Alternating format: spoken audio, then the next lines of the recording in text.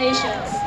I would first and foremost like to say that I am part of the City Honors Interact Service Club, and I say that because if you ever need volunteers, please come see me after I am done speaking. We have over 50 active volunteers who would like to spend their service hours with you. Second of all, I am also an employee at Planned Parenthood. Shout out to my Planned Parenthood! I work in the education department with teen reality theater as a peer educator. And essentially I educate my peers on a subject and variety of different subjects such as gender equality, of course, sexual reproductive rights, minors' rights. Did you know, this is really important, that as long as you turn 18 by the end of the year in New York State, you are allowed to vote? Please pass that on to everyone so we can get some more women in law. Thank you.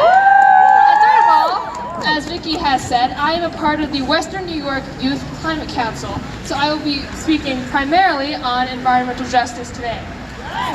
So throughout my work in all the fields of social justice, I have realized that there is a huge relationship and difference between privilege and rights that we have not yet discussed. I would like to say three main things on that topic.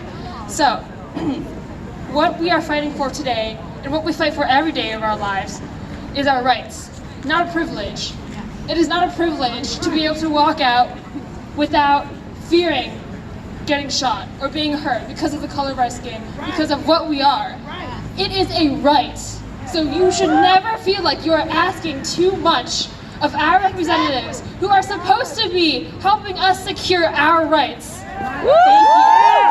Second of all, I would like to say that there is also a lot of guilt that comes with having privilege, whether that is your nationality, your skin color, or your gender. You can feel a lot of guilt for not doing enough for what you know is right. And you can say, oh, I went out to eat so many times this week. I had takeout. I used too much plastic this week. That doesn't mean you stop fighting for what is right. Third of all, I would like to say that we should use that privilege.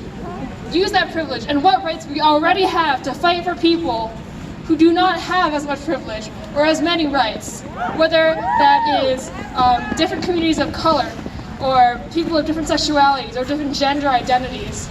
I would also like to say in particular that we need to fight for our women of color who are always disproportionately affected wherever injustice there is. So, first of all, as I have said, no guilt, continue fighting. These are our rights. You are never asking too much. You declare that we know what our rights are. And we say that to our people in government who are supposed to be representing us, who are supposed to be fighting for our rights with us. So with that, I would like to lead a chant. When I say, what do we want? You say justice. When I say, when do we want it? You say now. And when I say, and if we don't get it, you say, vote them out. What do we want? Justice! When do we want it? Now! And if we don't get it, vote them out! Thank you, everyone.